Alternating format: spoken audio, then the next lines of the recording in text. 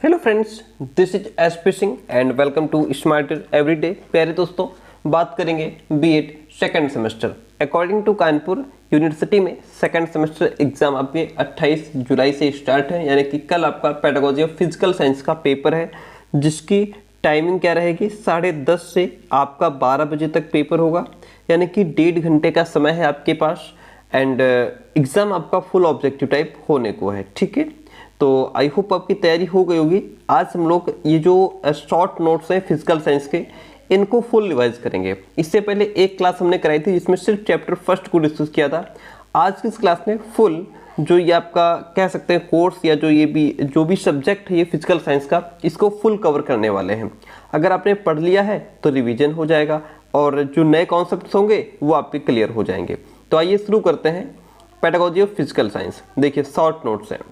सबसे पहला पॉइंट, आधुनिक विज्ञान का प्रारंभ उस समय से माना जाता है जब 16वीं और 17वीं शताब्दी के प्रारंभ में, जिसे वैज्ञानिक क्रांति के नाम से पुकारा जाता है, तभी से हमारा आधुनिक विज्ञान का भी प्रारंभ होता है।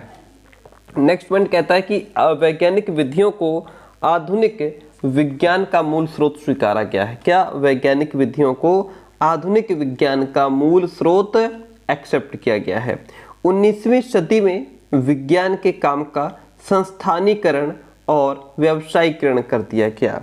विज्ञान के काम का संस्थानीकरण और व्यवसायीकरण कब किया गया? 19वीं शताब्दी में। ओके, 17वीं शताब्दी के प्रारंभ में केल्पर, यहाँ पे केल्पर नहीं है, इनका नाम केपलर है, ध्यान रखिएगा, केपलर नाम है इनका, ये नाम है, ठीक है, केपलर।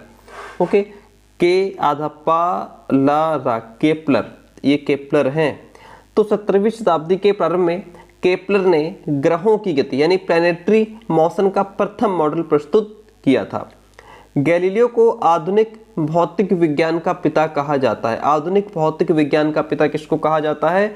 गैलीलियो को। ओके, नेक्स्ट पॉइंट है कि सन 1987 में आइजैक न्यूटन ने प्रिंसिपल मेथोडिया को प्रकाशित किया। देखिए इस क्वेश्चन को इस पॉइंट को लेकर के कुछ कंफ्यूजन है, आइए इस कंफ्यूजन को दूर करते हैं। देखिए अगर हम बुक के साथ जाते हैं तो बुक में तो यही लिखा है कि सन 1987 में आइजैक न्यूटन ने प्रिंसिपल मेथोडियन प्रकाशित किया, लेकिन अगर हम गूगल के साथ जाते हैं, गूगल में प्रिंसिपल मेथोडिया को सर्च करने पर या जो न्यूटन की बुक्स हैं, पब्लिकेशंस हैं, उनको सर्च करने पर यही बुक दिखाई देती है, जो प्रिंसिपिया मैथमेटिका के नाम से। क्या नाम है इसका? जो है इसका नाम है प्रिंसिपिया मैथमेटिका।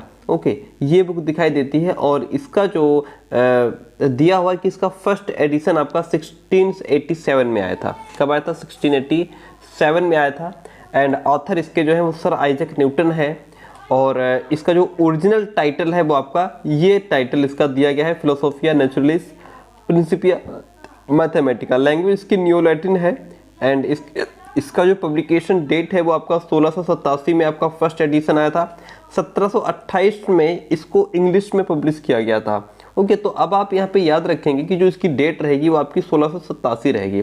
इंग्लिश में 1728 में पब्लिकेशन हुई थी, ठीक है। तो हम यहाँ पे डेट क्या रखेंगे? 1687, यानी कि जो ये प्रिंसिपल मेथोडिया बुक है ये 1687 में प्रकाशित हुई थी। ओके, इतनी बात क्लियर होती है। हम आगे बढ़ते हैं। नेक्स्ट पॉइंट कहता है 19वीं शताब्दी के प्रारंभ में फैराडे, ओमह तथा अन्य वैज्ञानिकों ने विज्ञान तथा चुंबकीय व्यवहार का वर्गीकरण किया। 1900 के प्रारंभ में Max Planck, Albert Einstein, Niels Bohr तथा अन्य वैज्ञानिकों ने क्वांटम सिद्धांतों को विकसित किया। 1900 के प्रारंभ में आइंस्टीन के द्वारा प्रस्तुत रिलेटिविटी के सिद्धांत को 1915 में स्वीकारा गया। जो रिलेटिविटी का सिद्धांत है किसने दिया? आइंस्टीन ने दिया। इसको कब स्वीकारा गया? 1915 में। पॉस्चर ने पाश्चराइजेशन की विधि खोजी जिसके द्वारा दूध से होने वाली बीमारियों आदि का इलाज संभव हो सका। ओके, पॉस्चर ने पाश्चराइजेशन विधि की खोज की जिससे दूध से होने वाली बीमारियों का इलाज संभव हो सका। सर्वप्रथम 1958 में तत्कालीन प्रधानमंत्री यानी कि उस समय के जो प्रधानमंत्री थे पंडित जवाहरलाल नेहरू ने लोकसभा में साइंटिफिक रिसोल्यूशन के नाम से प्रस्ताव रखे। तकनीकी नीति 1983 लोकसभा में प्रेषित की गई, जिसमें जो है कि देसी तकनीक के विकास पर बल दिया गया। राजीव गांधी सरकार ने टेक्नोलॉजी मिशन 1985 में लोकसभा में प्रस्तुत किया। कब? 1985 में। जो टेक्नोलॉजी मिशन है उसको 1985 में लोकसभा में प्रस्तुत किया। 1993 में ड्राफ्ट टेक्नोलॉजी पॉलिसी प्रस्तुत की गई। ड्राफ्ट टेक्नोलॉजी पॉलिसी कब प्रस्तुत की गई? 1993 में, 1993 में। सन 2003 में नवीन विज्ञान और तकनीकी नीति को प्रस्तुत किया गया। विज्ञान, तकनीकी तथा नवाचार का एकीकरण नवीन मूल्यों का सृजन करता है। किसका सृजन करता है? नवीन मूल्यों का सृजन करता है। आइए भूमंडलीकरण और विज्ञान को समझते हैं। वर्तमान युग को भूमंडलीकरण का युग कहते हैं। वर्तमान युग को भूमंडलीकरण का युग कहते हैं। भूमंडलीय का अर्थ हमारी अर्थव्यवस्था का संसार की अर्थव्यवस्था से एकीकरण होना है। भूमंडलीय एक व्यापक कॉन्सेप्ट है, एक ब्रॉड कॉन्सेप्ट है, संप्रत्यय है और इसमें अनेक परिप्रेक्ष्य समाहित हैं। भूमंडलीय का संभावित जो प्रभाव है वो प्रत्येक व्यक्ति के जीवन पर पड़ता है। ठीक है। भूमंडलीकरण का प्रमुख क्षेत्र विज्ञान है और इसका जो माध्यम है वो प्रौद्योगिकी है। क्वेश्चन आपसे पूछेगा भूमंडलीकरण का प्रमुख क्षेत्र क्या है? विज्ञान। इसका माध्यम क्या है? टेक्नोलॉजी है। भूमंडलीकरण का एक पक्ष तो सकारात्मक है जिसका संबंध तकनीकी से है। भूमंडलीकरण का एक पक्ष सकारात्मक है जिसका संबंध तकनीकी से है, किंतु भूमंडलीकरण का जो दूसरा पक्ष है वो नकारात्मक है जिसका प्रभाव मानव और जीवमंडल पर हुआ है और सभ्यता की प्रकृति को बदल रहा है। ग्लोबल वार्मिंग की बात करें, वैश्विक तापन का प्रभाव मात्र तापमान का बढ़ना नहीं है किंतु इसका प्रभाव समुद्री जल स्तर का बढ़ना है और ओजोन स्तर का कम होना भी है। यही आपकी ग्लोबल वार्मिंग है। अब जैसे कोपर्निकस विचारधारा की बात करेंगे। ठीक है। देखिए, सन 1543 में पोलिस राज्य के खगोल विज्ञानी कोपर्निकस से यह सिद्धांत स्पष्ट किया कि सूर्य एक गतिहीन ढांचा है और सूर्य प्रणाली के केंद्र में स्थित है जिसके चारों ओर ग्रह घूमते हैं। ये विचारधारा जो है कोपर्निकस ने प्रस्तुत की थी 1543 में, जो कि पोलिस राज्य के खगोल वैज्ञानिक थे। बात यहाँ तक क्लियर होती है। गुरुत्वाकर्षण को समझते हैं। न्यूटन एक ब्रिटिश गणितज्ञ एवं भौतिक शास्त्री थे जिन्हें संसार का महानतम वैज्ञानिक माना जाता है। न्यूटन को उनके द्वारा अनेक महत्वपूर्ण खोज हुई जिसमें विश्व प्रसिद्ध गुरुत्वाकर्षण का नियम भी एक्सेप्ट किया गया है ना। सन 1664 में न्यूटन ने कहा कि गुरुत्वाकर्षण के कारण पदार्थ एक दूसरे की ओर आकर्षित होते हैं। वो ग्रेविटेशन ही है जिसके माध्यम से चीजें एक दूसरे की तरफ खिंचती हैं। इस नियम से ये स्पष्ट हुआ कि वस्तुएं ऊपर से नीचे की ओर क्यों गिरती हैं और ग्रह सूर्य के चारों ओर क्यों घूमते हैं, वह ग्रेविटेशन का ही एक कारण है। विद्युत के बारे में जानेंगे। विद्युत वैज्ञानिक फैराडे के योगदान से विद्युत ने वर्तमान युग में मानव जीवन को सरल और सहज बनाया है। जो वैज्ञानिक हैं जिनका नाम फैराडे है, उनके योगदान से जो आज विद्युत है उसने हमारे जीवन को जो है रोशनी से भर दिया है तथा उसके कार्य को गति प्रदान की है। सन 1821 में यह सिद्ध किया गया कि ऐसा तार जिसमें विद्युत प्रभावित हो रही है उसको सिंगल मैग्नेटिक पोल के सामने रख दिया जाए तो वह घूमने लगेगा। इस नियम से विद्युत मोटर का विकास हुआ। ठीक है। और ये किसके माध्यम से हुआ? फैराडे के माध्यम से। विकासवाद क्या है? डार्विन एक ब्रिटिश प्रकृति वैज्ञानिक थे। जो डार्विन थे वो एक अंग्रेजी नेचर साइंटिस्ट थे जिन्होंने विकासवाद के सिद्धांत को 1859 में सिद्ध किया था। विकासवाद के सिद्धांत को देने वाले कौन है? डार्विन है। 1859 में उन्होंने ये सिद्धांत दिया था और ये धारणा स्पष्ट कर दी थी कि पृथ्वी पर जीवन कैसे विकसित हुआ। अब बात करते हैं लुईस पास्चर की। लुईस पास्चर फ्रांस के एक केमिस्ट थे जिन्होंने 1860 के दशक में जीवाणु बैक्टीरिया पर काम प्रारंभ किया। लुईस पास्चर फ्रांस के केमिस्ट थे जिन्होंने 1860 के दशक में जीवाणु बैक्टीरिया पर कार्य प्रारंभ किया था। उन्होंने ज्ञात किया कि रोग सूक्ष्म जीव से होते हैं। जो भी रोग होता है वह सूक्ष्म जीव के कारण ही होते हैं तथा जीवाणु गर्मी और रोगाणुनाशक दवाइयों से मारे भी जाते हैं। ऐसा लुईस पास्चर ने सिद्ध किया। वो जो है फ्रांस के केमिस्ट थे। आगे बात करते हैं सापेक्षता का सिद्धांत क्या कहता है। आइए इसको समझते हैं। प्रसिद्ध विज्ञानी आइंस्टीन का कार्य अत्यंत महत्वपूर्ण माना गया है। सापेक्षता का सिद्धांत 1905 में प्रकाशित हुआ। सापेक्षता का सिद्धांत 1905 में प्रकाशित हुआ, जिसमें गति, समय, दूरी के पारस्परिक संबंध की व्याख्या की गई है। यह जटिल सिद्धांत स्पष्ट करता है कि प्रकाश की गति सदैव एक सी बनी रहती है। 1,86,000 मील प्रति सेकंड, 3 लाख किलोमीटर प्रति सेकंड। यह सिद्धांत आधुनिक विज्ञान का प्रवर्तक स्वीकारा गया है। सापेक्षता का सिद्धांत जो बिग बैंग का सिद्धांत है, एक समय था जब किसी को ये नहीं ज्ञान था कि कब और किस प्रकार हमारा जो वर्ल्ड है, जो संसार है, ये अस्तित्व में आया। किंतु अनेक वैज्ञानिक ये विश्वास करते हैं कि लगभग 13.7 अरब बिलियन वर्ष पहले एक अति शक्तिशाली विस्फोट के कारण इसका जन्म हुआ, जिसको 1927 में बिग बैंग का नाम दिया गया, जिसका आधार विश्व का बिग बैंग सिद्धांत है। यही बिग बैंग सिद्धांत के अंतर्गत इसकी यही बात कही गई है। पेंसिलिन की बात करेंगे। देखिए पेंसिलिन क्या है, इसको समझते हैं। अलेक्जेंडर फ्लेमिंग वैज्ञानिक ने इस प्रतिजैविक यानी कि एंटीबायोटिक की खोज की। किसकी? पेंसिलिन की। यह एक शक्तिशाली औषधि है जो मानव शरीर में बैक्टीरिया को समाप्त करती है। यह खोज सन 1928 में हुई, जिसे पेंसिलिन कहते हैं। कब हुई? 1928 में हुई।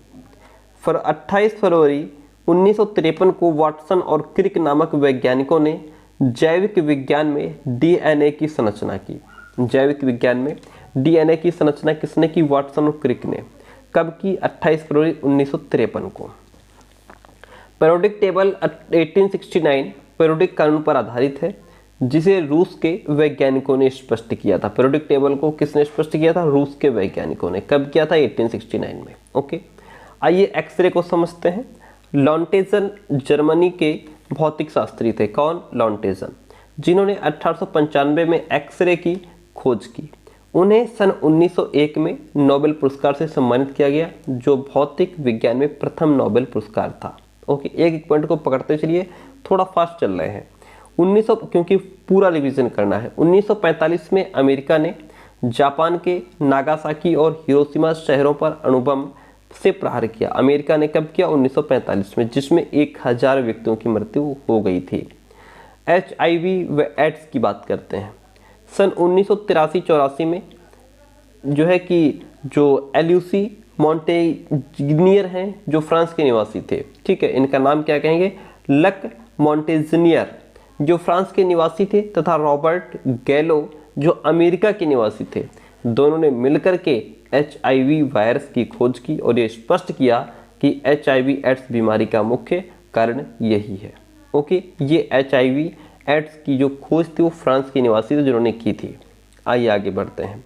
नेक्स्ट पॉइंट है कि प्रोफेसर बीरबल साहनी एक जीवाश्म वैज्ञानिक थे। प्रोफेसर बीरबल साहनी कौन थे? एक जीवाश्म वैज्ञानिक थे, जिन्होंने भारतीय उपमहाद्वीप के जीवाश्म का अध्ययन किया। विज्ञान शब्द की उत्पत्ति लैटिन शब्द साइंटिया या सिंसिया भी बोलते हैं इसको, से हुई है।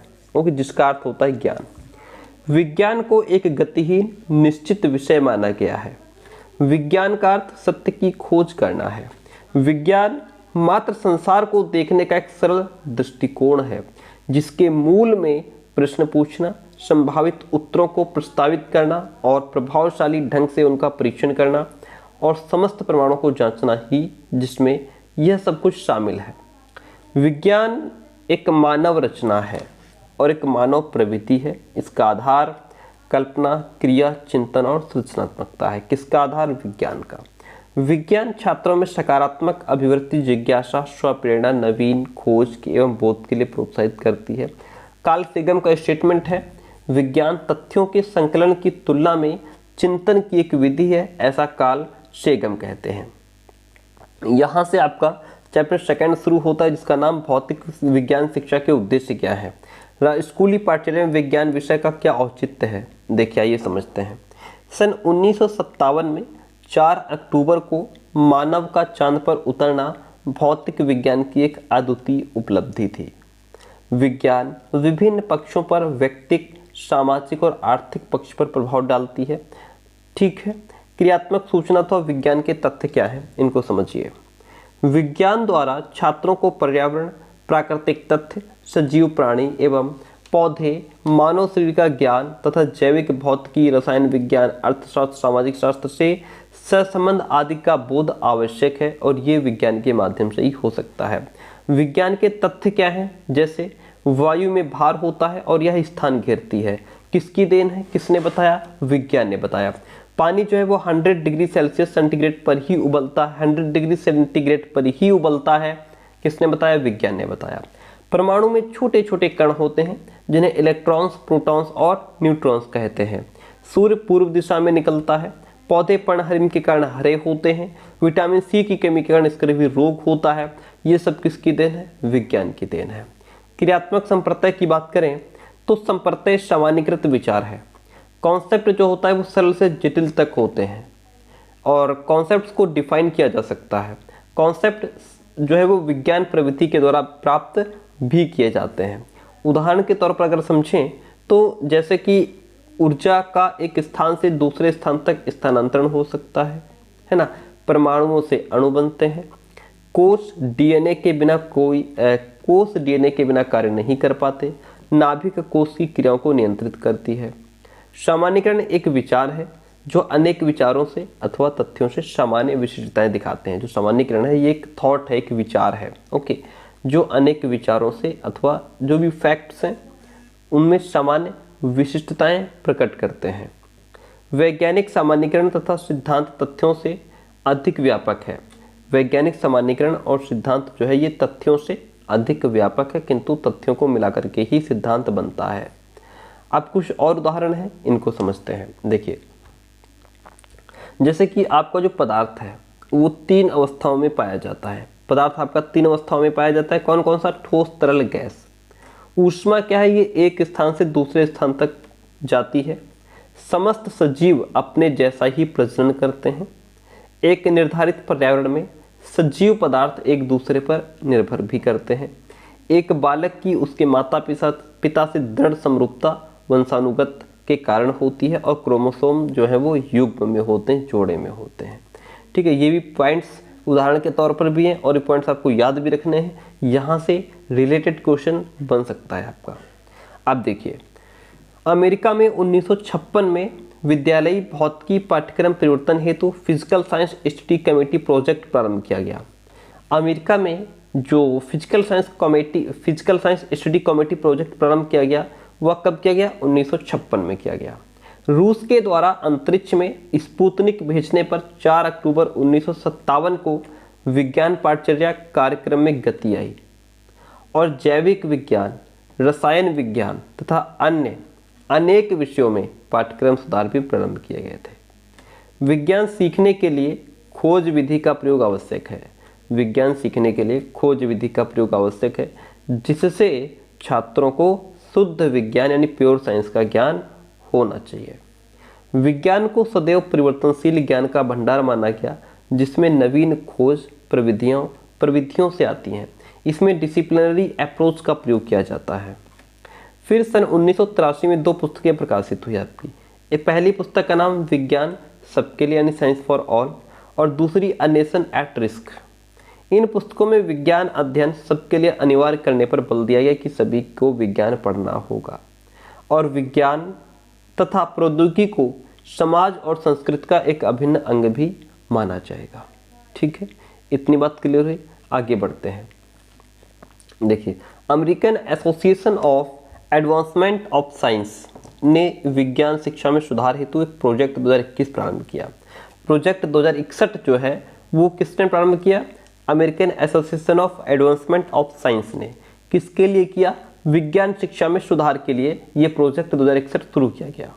इस प्रोजेक्ट के द्वारा 11 सिद्धांतों पर विज्ञान शिक्षा के आधुनिक उद्देश्य विकसित किए गए हैं। कितने? 11 सिद्धांतों पर। विद्यालयी विज्ञान अधिगम में विज्ञान प्रविधियों का महत्वपूर्ण स्थान है, जो छात्रों में विवेचनात्मक चिंतन का विकास करते हैं। जिन प्रक्रियाओं को वैज्ञानिक खोज के लिए प्रयोग में लाते हैं उन्हें विज्ञान प्रविधियां कहते हैं। जिन प्रक्रियाओं को वैज्ञानिक खोज के लिए प्रयोग में लाया जाता है उन्हें विज्ञान प्रविधियां कहते हैं, प्रोसेसेस ऑफ साइंस कहा जाता है। अमेरिकन एसोसिएशन ऑफ एडवांसमेंट में साइंस यानी AAS द्वारा विज्ञानी प्रविधियों को पहचाना गया है। इन्हें सरल से जटिल की ओर क्रमबद्धता में व्यवस्थित भी किया गया है। अवलोकन ज्ञानेंद्रियों द्वारा संभव है। हम बिना ज्ञानेंद्रियों के अवलोकन नहीं कर सकते, ऑब्जर्वेशन नहीं कर सकते, जिसमें अपने आँख, कान, नाक सबका यूज करते हैं। प्रकृति में सुव्यवस्थित व्यवस्था स्थापित करने के लिए वर्गीकरण का प्रयोग किया जाता है।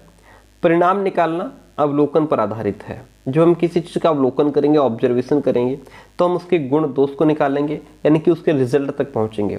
किंतु इसमें मूल्यांकन एवं निर्णय जो है वो महत्वपूर्ण स्थान रखते हैं। विज्ञान संप्रत्यय एवं कौशल जीवन के प्रत्येक पक्ष से संबंधित है। कौन? विज्ञान। सन 1980 के दशक में विज्ञान सबके लिए साइंस फॉर ऑल स्वीकारा गया और विज्ञान सबके लिए साइंस फॉर ऑल 1983 नामक पुस्तक भी प्रकाशित की गई। ठीक है, आइए आगे समझते हैं। मिलर के अनुसार वैज्ञानिक साक्षरता के 3 भाग हैं। कौन कौन से? विज्ञान मानक एवं विधियां, संज्ञानात्मक विज्ञान, ज्ञान एंड सुव्यवस्थित विज्ञान के प्रति अभिवृत्ति। ये जो है मिलर के अनुसार वैज्ञानिक साक्षरता के 3 भाग है। ध्यान रखिएगा, मिलर के अनुसार वैज्ञानिक साक्षरता के 3 भाग हैं। अब हम समझते हैं लक्ष्य, ध्येय, उद्देश्य और विशिष्ट उद्देश्यों में क्या संबंध है। लक्ष्य क्या होते हैं, ध्येय क्या होते हैं, उद्देश्य क्या होते हैं, एक एक करके समझते हैं। यहाँ से आपको महत्वपूर्ण क्वेश्चंस देखने को मिलेंगे। तो यहाँ पे लक्ष्य, ध्येय, उद्देश्य, विशिष्ट उद्देश्य में आपको डीपली अंतर समझना होगा। देखिए, जो लक्ष्य होते हैं, लक्ष्य हमारे जस्ट मोमेंट, जो लक्ष्य होते हैं ये व्यापक एवं दीर्घकालीन होते हैं। ओके, ये सामान्य मार्गदर्शन करते हैं। इनमें दार्शनिकता एवं आदर्श झलकते हैं, जैसे मूल तथ्यों पर पूर्ण अधिकार प्राप्त करना, प्रजातांत्रिक अभिवृत्ति का विकास करना, ये आपके लक्ष्य होते हैं। ओके, ये व्यापक और दीर्घकालीन होते हैं, सामान्य मार्गदर्शन करते हैं। एम्स क्या है? देखिए, जो ऊपर लक्ष्य था हमारा, ये गोल्स है। अब ध्येय क्या है? ये एम्स है। ये कम व्यापक एवं दीर्घकालीन होते हैं और इनकी प्राप्ति में अनेक वर्ष लग जाते हैं। ये अस्पष्ट होते हैं, जैसे एक जिज्ञासु मानव विकसित करना। ठीक है। उद्देश्य क्या होते हैं? उद्देश्य विशिष्ट हो सकते हैं और ये लघुकालीन होते हैं, यानी कि कम समय वाले, लघुकालीन थोड़े समय वाले होते हैं। यह अधिगम प्रक्रिया का मार्गदर्शन करते हैं और शिक्षक की मूल्यांकन में सहायता करते हैं। उद्देश्यों की सहायता से लक्ष्य प्राप्त किए जाते हैं। उद्देश्यों की सहायता से ही हम जो गोल्स हैं उनको प्राप्त कर सकते हैं। जो विशिष्ट उद्देश्य होते हैं, वे उद्देश्य जो छात्रों के अपेक्षित व्यवहार को प्रदर्शित करते हैं, वे विशिष्ट उद्देश्य होते हैं। यह एक इकाई अथवा प्रकरण के अधिगम के बाद छात्र के व्यवहार परिवर्तन में देखे जाते हैं, जैसे छात्र मानव हृदय का चित्र बना सकेगा। ठीक है, यहाँ तक बात क्लियर हुई। देखिए, मूलतः टैक्सोनॉमी शब्द जो है वो जैविक पदार्थों के वर्गीकरण के लिए प्रयोग में लाया गया है। टैक्सोनॉमी शब्द किसके लिए प्रयोग में लाया गया है? जैविक पदार्थों के वर्गीकरण के लिए। शैक्षिक उद्देश्यों की टैक्सोनॉमी निकट से प्रोफेसर बेंजामिन एस ब्लूम के नाम से संबंधित है। किसके नाम से संबंधित है? प्रोफेसर बेंजामिन एस ब्लूम से। सन 1956 में शैक्षिक उद्देश्यों की टैक्सोनॉमी भाग 1 प्रोफेसर ब्लूम द्वारा संपादित की गई थी। प्रोफेसर DR क्रथवाल और सहयोगियों ने 1964 में भावात्मक पक्ष का वर्गीकरण किया और प्रोफेसर RJ किबलर ने 1970 में क्रियात्मक पक्ष का वर्गीकरण किया। आगे बात करते हैं। प्रोफेसर ब्लूम और उनके सहयोगियों ने शैक्षिक उद्देश्यों को 3 पक्षों में विभाजित किया। प्रोफेसर ब्लूम और उसके सहयोगियों ने संज्ञानात्मक पक्ष, भावात्मक पक्ष और क्रियात्मक पक्ष। संज्ञानात्मक पक्ष में संप्रत्यय, बोध, तथ्यात्मक ज्ञान तथा बौद्धिक कौशल लिए गए हैं। भावात्मक पक्ष को परिबोध, एप्रिसिएशन, आदर्श, अभिवृत्ति आदि लिए गए हैं भावात्मक पक्ष में। क्रियात्मक पक्ष में मोटर कौशल, जैसे आपका हारमोनियम बजाना, टोकरी गूंथना, तैरना, जिनमें मोटर कार्यों को बुद्धिमानी से प्रयोग किया गया हो, इनके लिए किया जाता है। इन तीनों पक्षों में पारस्परिक सहसंबंध और सहनिर्भरता होती है। ठीक है, अब बात करते हैं यहाँ पे। देखिए, संज्ञानात्मक पक्ष को और ज़्यादा डीप में समझने की, जो हमारा कॉग्निटिव डोमेन है, इसको और डीप में समझते हैं। प्रोफेसर ब्लूम एवं सहयोगियों के द्वारा संज्ञानात्मक पक्ष का वर्गीकरण किया गया है। इस संज्ञानात्मक पक्ष के वर्गीकरण में दो सिद्धांतों को आधार माना गया, एक तो सामान्य से जटिल की ओर, दूसरा मूर्त से अमूर्त की ओर। संज्ञानात्मक पक्ष को 6 श्रेणियों में विभाजित किया गया है, जिसका आधार कौशल एवं योग्यता की जटिलता है। इतनी बात क्लियर हुई। यह स्पष्ट है कि शैक्षिक उद्देश्यों के वर्गीकरण के तीनों पक्षों में पारस्परिक संबंध और एक दूसरे पर निर्भर भी है। सामान्यतः ज्ञान व्यक्ति की रुचि, बोध तथा अभिवृत्ति पर निर्भर करता है। जो ज्ञान है वह व्यक्ति की रुचि, बोध और अभिवृत्ति पर निर्भर करता है। इसी प्रकार भावनाएं और बोध हमारी अधिगम क्षमता से अलग नहीं किए जा सकते हैं। यह ज्ञान और भावनाओं की एक दूसरे की निर्भरता को स्पष्ट करते हैं। इन उद्देश्यों को एक क्रम में व्यवस्थित किया गया है, जो एक सामान्य से जटिल की सीक्वेंस में चलते हैं। मूल्यांकन विचारधारणा, सिद्धांत, शोध प्रबंधन, प्रस्ताव, सूचना एवं विश्वास के महत्व का निर्णय करता है। देखिए यहाँ पे अब ये जो एक सीक्वेंस है ये उल्टा लिखा हुआ है, ये इसी तरीके से लिखा जाता है। इसमें देखिए सबसे पहले नंबर पे आपका ज्ञान आएगा, फिर उसके बाद बोध आएगा, 3 नंबर पे प्रयोग आएगा। ठीक है, पिछले साल क्वेश्चन पूछा गया था कि आपका जो बोध के बाद क्या आता है, तो बोध के बाद आपका प्रयोग आएगा, फिर विश्लेषण आएगा, विश्लेषण करने के बाद फिर संश्लेषण, उसके बाद मूल्यांकन। ठीक है, तो चलिए पहले मूल्यांकन देखिए क्या है। विचारधारणा, सिद्धांत, शोध प्रबंधन, प्रस्ताव, सूचना, विश्वास के महत्व का निर्णय करना। संश्लेषण में क्या होता है, सूचना को भागों में एकीकृत करने की योग्यता, एक समग्र बनाना जिससे नवीन विचार बन सके। विश्लेषण क्या है, सूचना को उसके छोटे भागों में विभाजित करने की योग्यता और उनका संबंध देखना। प्रयोग में सूचना को प्रयोग में लाने की योग्यता, अमूर्त को मूर्त परिस्थितियों में प्रयोग में लाना।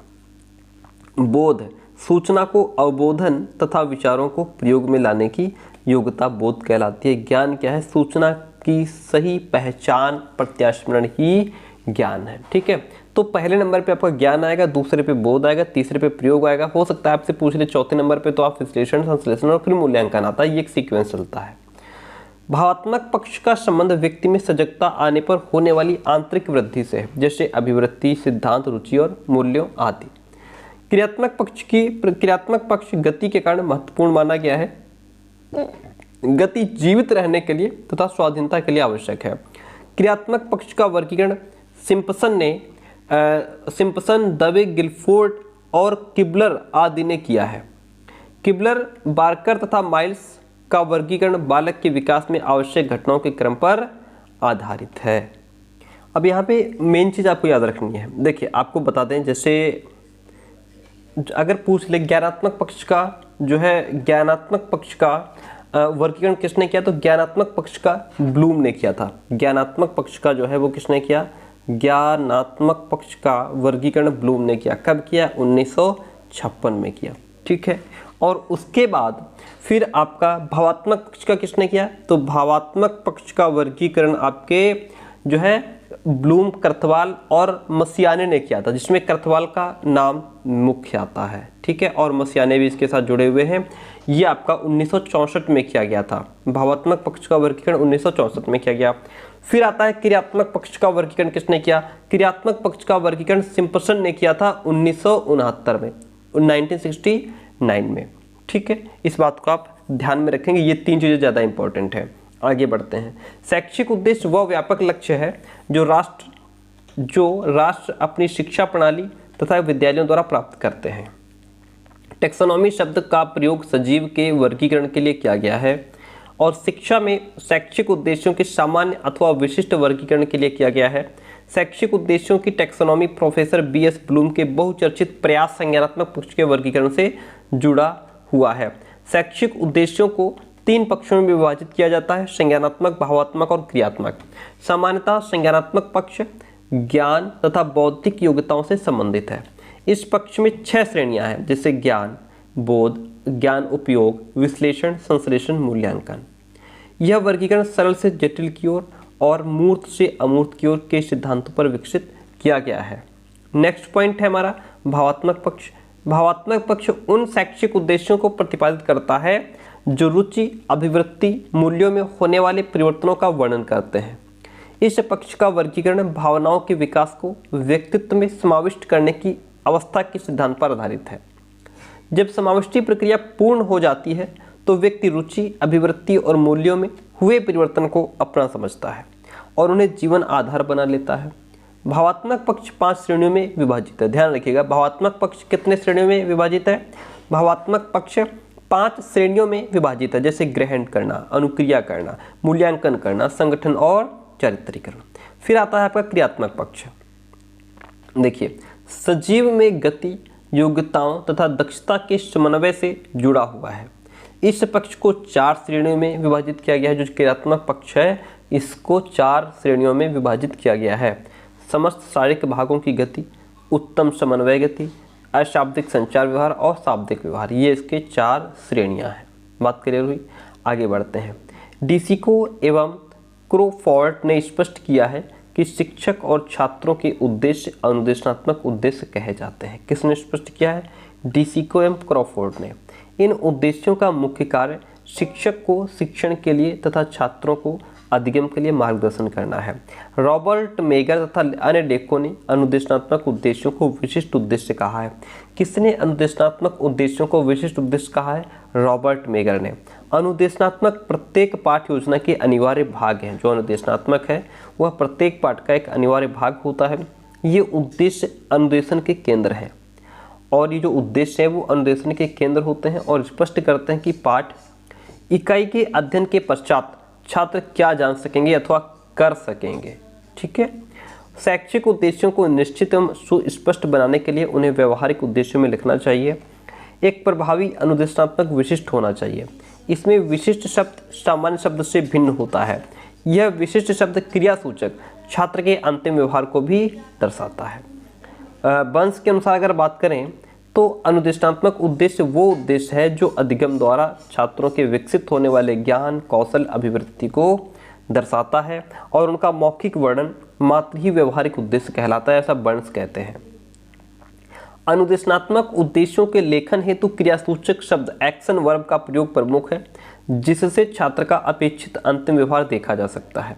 रॉबर्ट एफ मेगर ने अनुदेशनात्मक उद्देश्य लिखने के लिए एक अर्थपूर्ण विधि स्पष्ट की है, जिसमें 3 परिस्थितियों को उन्होंने जो है इसमें इंक्लूड किया है। पहली परिस्थिति निष्पादन कहलाती है, दूसरी परिस्थिति सिचुएशन, दूसरा जो है वो परिस्थिति है सिचुएशन है, तीसरी आपकी कसौटी है। निष्पादन का मतलब होता है परफॉर्मेंस। इसमें छात्र के अपेक्षित अंतिम व्यवहार का विशिष्टीकरण करना है, जिसे छात्र अनुदेशन के पश्चात निष्पादित कर सकेगा। सिचुएशन उन परिस्थितियों का उल्लेख जिनमें छात्र अपेक्षित अंतिम व्यवहार निष्पादित कर सकेगा। तीसरा कसौटी, अनुदेशन के पश्चात छात्र द्वारा निम्नतम अपेक्षित अंतिम व्यवहार का निष्पादन करना है। तो ये हमारा चैप्टर 2 था जिसको हमने कवर किया। अब हम बात करेंगे चैप्टर 3, जिसमें हम बात करेंगे विज्ञान शिक्षण विधियों के मेथड्स ऑफ टीचिंग साइंस। आइए इसको समझते हैं। Very important chapter. देखिए, मेथड्स ऑफ टीचिंग साइंस को समझते हैं। विज्ञान शिक्षक को छात्र केंद्रित क्रिया आधारित शिक्षण विधियों का चयन करना चाहिए। ठीक है, विज्ञान शिक्षक को क्या करना चाहिए? छात्र केंद्रित क्रिया आधारित शिक्षण विधियों का चयन करना चाहिए। जो साइंस का टीचर है, छात्र ज्ञान का निर्माण करता है और संप्रत्यय निर्माण करना आवश्यक है। लैटिन में विधि शब्द का अर्थ तरीका या रीति होता है। शिक्षा में विधि का अर्थ शिक्षक द्वारा छात्रों को सामग्री संप्रेषित करना है। थोड़ा फास्ट चलते हैं, आप पॉइंट्स को पकड़ते चलिए। शिक्षण विधियों का अर्थ जिसमें शिक्षण के समय शिक्षक छात्रों को ज्ञान और कौशल प्रदान करते हैं तथा छात्र अधिगम प्रविधि में ज्ञान, बोध और कौशल अर्जित करते हैं। जॉन डीवी कहते हैं कि परंपरागत और नवीन शिक्षण विधियों को क्रमशः शिक्षक केंद्रित प्रविधियाँ और छात्र केंद्रित प्रविधियाँ कहा जाता है। शिक्षक केंद्रित प्रविधि में मुख्य केंद्र बिंदु ज्ञान का स्थानांतरण है। शिक्षक केंद्रित प्रविधि में मुख्य केंद्र बिंदु ज्ञान का स्थानांतरण है। फेरे का मत है कि वास्तविकता को स्थिर, अपरिवर्तनशील और छात्रों के अनुभव में असंबंधित जानने वाली प्रविधियां शिक्षक केंद्रित होती हैं। जॉन डीवी ने नवीन प्रविधियों को छात्र केंद्रित प्रविधि कहा है। नवीन प्रविधियों को छात्र केंद्रित प्रविधि किसने कहा है? जॉन डीवी ने। जो छात्रों को अधिक स्वनिर्देशित यानी सेल्फ गाइडेड, स्व उत्तरदायित्व बनाते हैं और अपने अनुभवों का विश्लेषण करने का अवसर देते हैं। ठीक है। व्याख्यान विधि सबसे अधिक प्रयोग में लाई जाने वाली मानी जाती है। व्याख्यान विधि के प्रयोग के लिए उपयुक्त नियोजन तथा प्रभावी निष्पादन आवश्यक होता है। एक इफेक्टिव परफॉर्मेंस जरूरी है जिससे अधिगम हो सके, लर्निंग हो सके। अब बात करते हैं विवेचन विधि की, डिस्कशन मेथड की। विवेचन विधि में एक छोटा समूह एकत्रित होता है जिसमें एक दूसरे से वार्तालाप के द्वारा, अमौखिक प्रविधियों द्वारा तथा बोलकर अनुदेशात्मक उद्देश्यों की प्राप्ति की जाती है। इस प्रक्रिया में विवेचन एक छोटे समूह में होता है जिसमें शिक्षक नेतृत्व करता है और छात्र सहभागिता करते हैं तथा संचालन में सहायक होते हैं। विवेचन विधि एक पारस्परिक प्रविधि है। ये हो गई हमारी डिस्कशन मेथड। प्रदर्शन क्या होती है? प्रदर्शन एक विधि अथवा वो साधन है जो यह प्रदर्शित करते हैं कि किस प्रकार कोई घटना काम करती है, किस प्रकार कोई घटना काम करती है। प्रदर्शन किसी प्रयोग की कार्यविधि प्रदर्शित करने की क्रिया है। प्रदर्शन विधि शिक्षण की प्राकृतिक विधि है। कौन सी शिक्षण की प्राकृतिक विधि है? प्रदर्शन। और उदाहरण के द्वारा प्रारंभिक व्यवहार का आधार है। इसी प्रकार प्रदर्शन प्रारंभिक प्रशिक्षण का आधार है। जो प्रदर्शन है वह प्रारंभिक प्रशिक्षण का आधार है।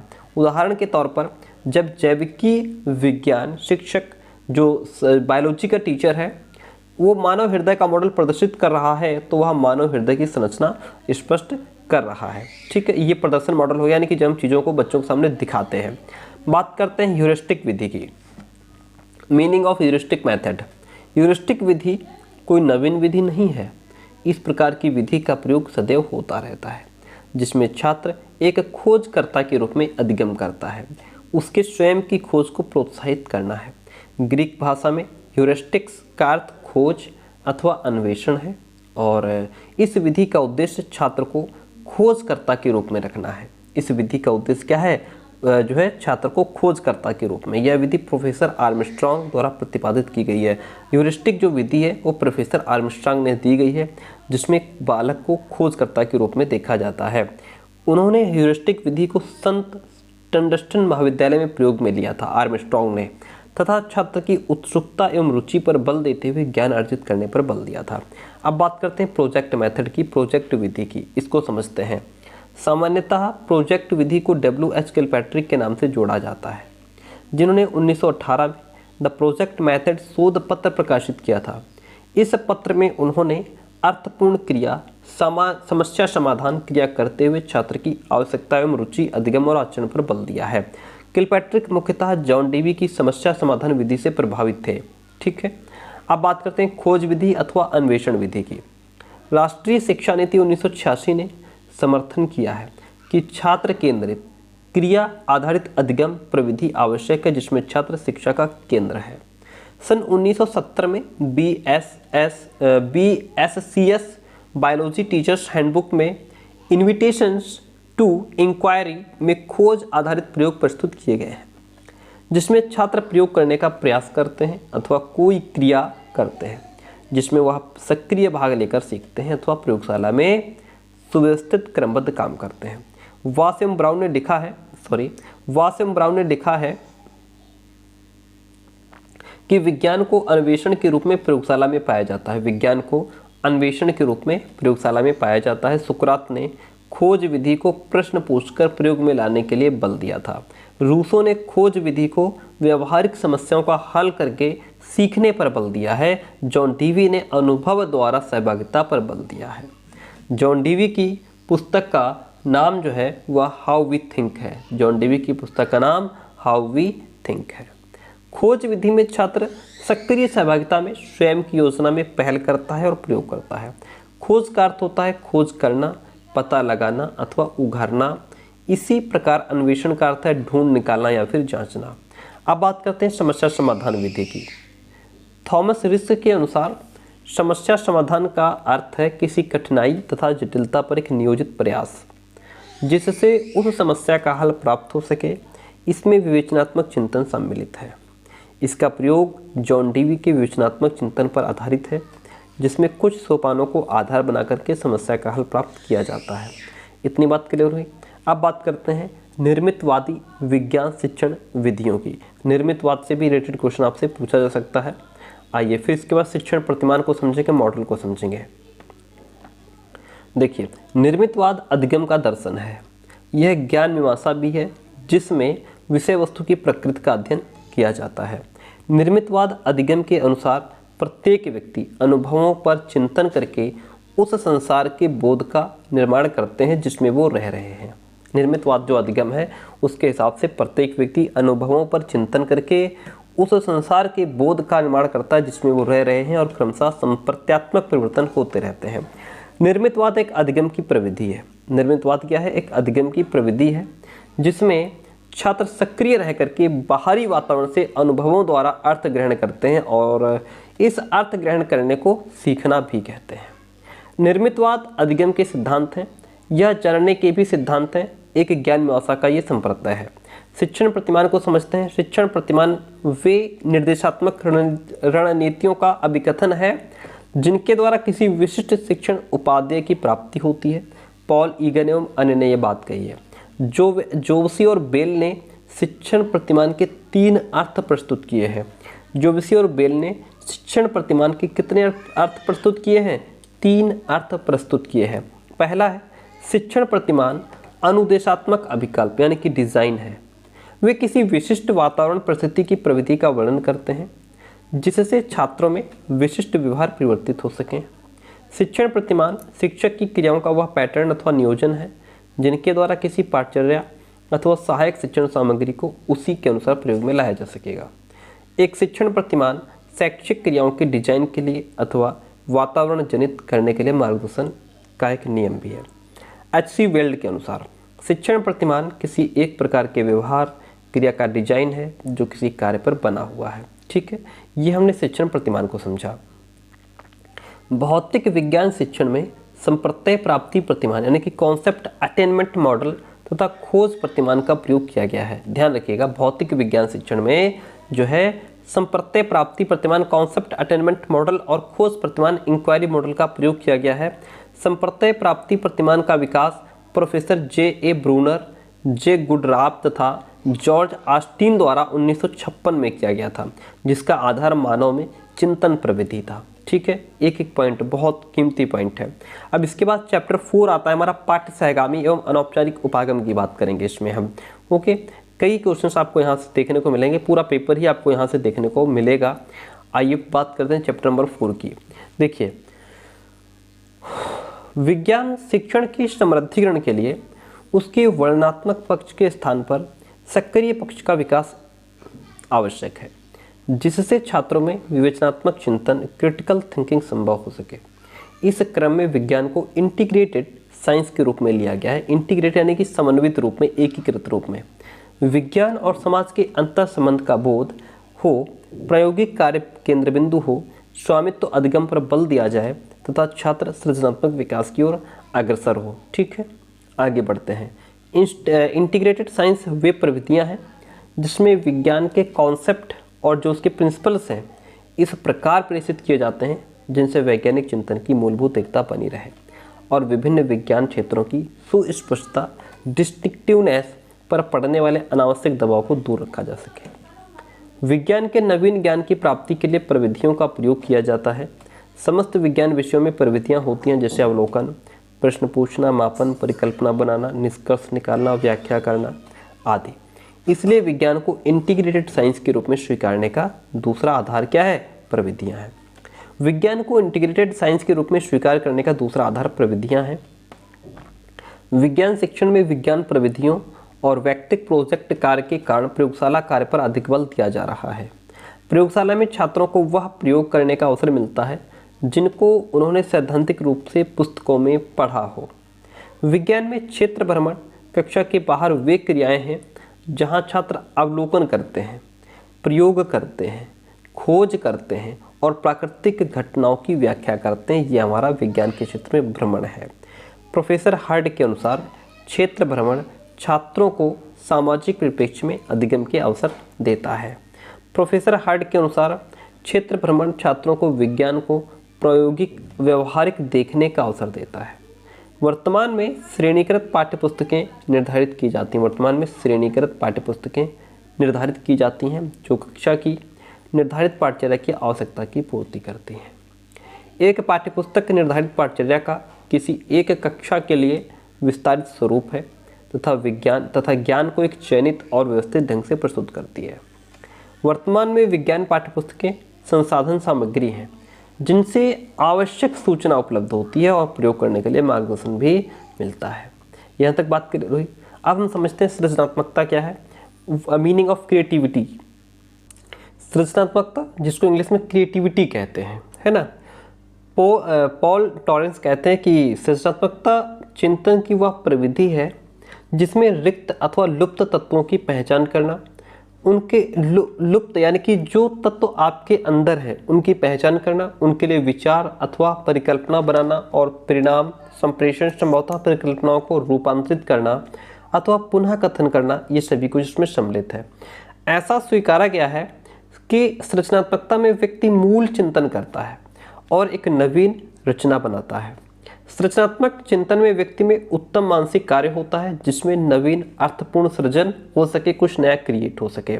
स्वामित्व अधिगम क्या होता है?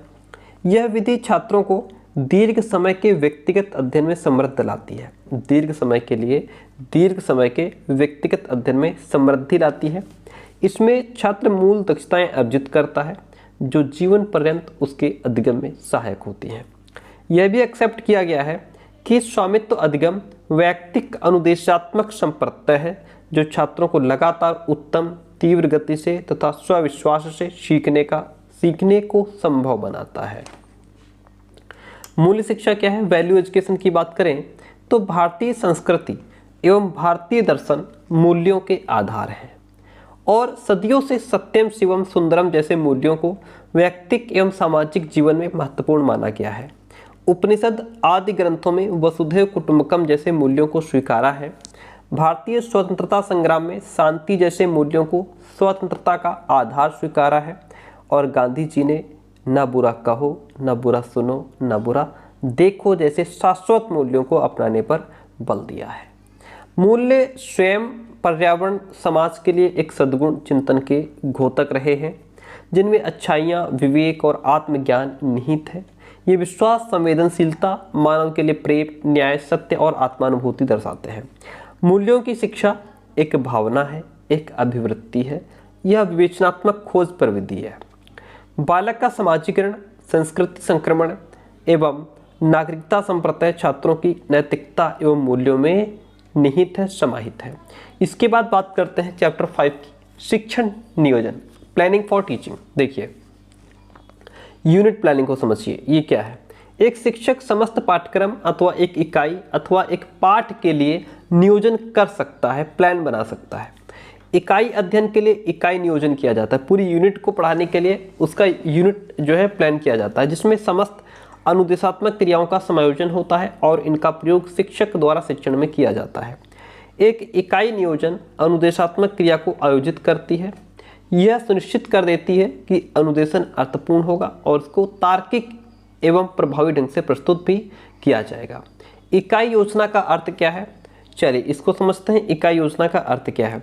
सन 1926 में हेनरी मॉरिसन ने इकाई योजना को परिभाषित किया था।